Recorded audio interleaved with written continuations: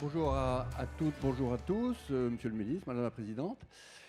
Écoutez, c'est un grand bonheur évidemment aujourd'hui. J'ai envie de vous dire que il y a de nombreuses années maintenant, parce que le temps passe, mais je pense que c'était il y a 8-9 ans, j'avais rencontré un concurrent de la Croix qui à l'époque s'appelait MSL Circuit, Bruno Racco, que je salue, et j'en profite pour dire que Bruno salue Vincent aujourd'hui. Et il m'avait fait visiter son usine, et c'est à ce moment-là que je me suis dit, mais la réindustrialisation est possible. Hein.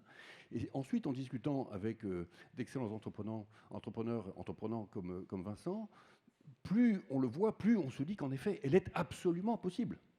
Hier, j'étais avec un autre entrepreneur d'un secteur radicalement différent qui fait des perfuseurs plastiques, vous savez, pour les hôpitaux. Eh bien, jusqu'ici, les perfuseurs, on les achète en Chine, ils les fabriquent à 16 centimes par perfuseur d'euros. Eh bien, on peut le relocaliser. BPI France est en train de financer des usines qui vont faire des perfuseurs au Havre. C'est possible.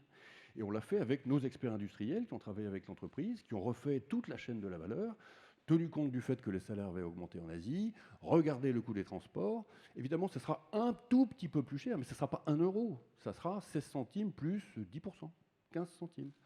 Et donc tout est redevenu possible dans la réindustrialisation, d'où la campagne qu'on mène avec beaucoup de cœur, vous avez pu vous en apercevoir avec tous mes collaborateurs, pour financer, accompagner, en conseil, en capital humain et en capital financier, la réindustrialisation de la France. Donc, qu'est-ce qu'on a fait avec la Croix très précisément? Alors, tu l'as dit, 25 millions. C'est quoi ces 25 millions finalement, hein? C'est du crédit. Donc, on a fait un prêt qui est un prêt qui permet, par parenthèse, à la Croix de se déployer sur l'Allemagne. On a fait un prêt à l'innovation également, donc des aides à l'innovation. Et puis, on a mis du capital. On a mis 15 millions d'euros au capital de cette société, au travers d'un fonds qui est ici largement représenté par une excellente équipe que je salue. Je l'aime beaucoup, équipe qui a été créée. Quand est-ce qu'on a lancé le fonds SPI, Magali? En 2014, hein, donc ça, voilà. Le fonds Société de Projets Industriels, SPI. Société de projets industriels. L'idée était bien de dire que nous allions mettre du capital non seulement en haut chez les entrepreneurs, mais également dans les sociétés de projets dans lesquelles on loge les usines en rupture, discontinuité technologique, les usines du futur. Ce fonds, il était extrêmement audacieux quand on l'a lancé en 2014 avec le soutien du programme des investissements d'avenir, qui est un fonds d'1 milliard d'euros qui a été déployé. Et nous avons fait monter une petite vingtaine de grosses usines en France, dans toutes les verticales de l'industrie française. D'une certaine manière, c'était un fonds pilote pour prouver à des Français tout de même réticents, on va se le dire, à des écosystèmes dirigeants dans le doute, que la réindustrialisation était possible. Nous avons fait monter des usines à Carlin, en Lorraine, nous avons fait monter des usines à Amiens, et certaines usines sont de taille tout à fait considérable, avec des tickets que nous mettons qui sont parfois des tickets de 80 millions d'euros. Voilà. Ce fonds, il a été rechargé dans des annonces qui ont été faites en janvier dernier, dans le cadre de France 2030. Donc c'est la deuxième génération du fonds. Il a été rechargé à hauteur de 1 milliard d'euros. Donc c'est vous dire l'effort que fait l'État. Il ne s'agit pas là de fonds propres de BPI France, c'est des fonds qui nous sont confiés en gestion par France 2030, que je salue. Et nous allons les déployer dans les années qui viennent. Ces fonds, je rassure les contribuables qui sont tous ici, ce n'est pas de la subvention, c'est de l'investissement. Donc nous attendons une certaine rentabilité de nos investissements, cher Vincent. Nous sommes très confiants. Nous sommes au conseil d'administration avec 2 représentants qui sont ici présents. Et nous savons que ici, les vaches sont bien gardées. Par conséquent, le rendement du capital de l'État, votre capital à vous, chers Français, sera tenu. Qu'est-ce que nous avons fait d'autre avec la Croix? Et la Croix est très ambitieux. Ils ont une présence dans un grand nombre de pays et ils viennent de faire une acquisition très significative aux États-Unis. Comment est-ce qu'ils l'ont financé? Eh bien, BPI France a mis 25 millions d'euros au capital de la filiale américaine. Et nous l'avons fait également au travers d'un autre fonds. Nous sommes une espèce de galaxie de fonds. Vous n'êtes pas obligé de retenir tous les détails, mais c'est pour vous dire comment nous fonctionnons, qui s'appelle FBI, Build-up International. C'est-à-dire que nous aidons les entreprises industrielles françaises à faire leur build-up à l'étranger. Et nous mettons par conséquent du capital non pas dans des entreprises françaises sur le sol hexagonal, mais dans des entreprises étrangères qui appartiennent à des Français. Nous avons mis 25 millions d'euros, 25 millions d'euros. Hein.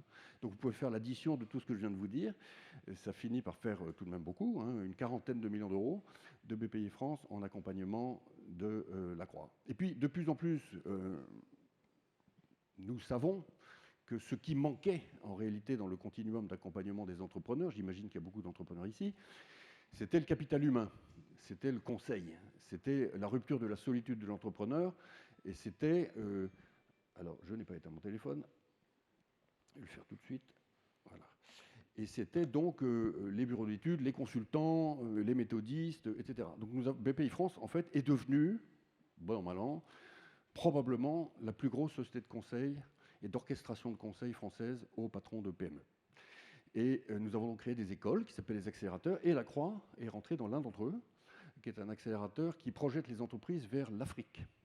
Il y en a d'autres, hein. Il y a un accélérateur microélectronique, il y a... Voilà.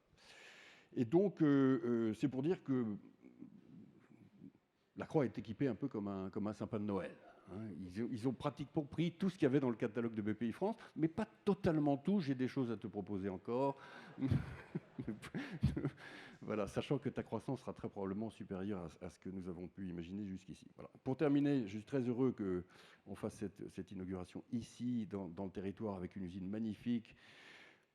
On va mettre un grand coq bleu à l'entrée parce que la French Fab, alors je suis désolé, j'ai pas mon coq ici parce que je l'ai donné à un entrepreneur avant-hier à Nantes et je passe mon temps à donner mes coqs, donc je finis par ne plus en avoir. Mais la French Fab, le mouvement, il est fondamental. Parce que vous comprenez bien que derrière tout le retard qu'on a pris dans l'industrie, il y a quelque chose qui est émotif autour du désespoir qu'on a connu dans les années 2000 et qui a fini par créer une espèce de couche mélancolique autour du sujet industriel qu'on ne peut évacué que par quelque chose de totalement enthousiasmant, qui est tripal, émotionnel, et qui est un mouvement. Et ce mouvement, c'est la French Fab. Voilà. Il y a eu la French Tech. La French Tech, tout le monde la connaît, mais maintenant dans le monde entier. Le monde entier connaît le coq rouge, sait que la France est une nation de la tech, ça a marché, ce mouvement.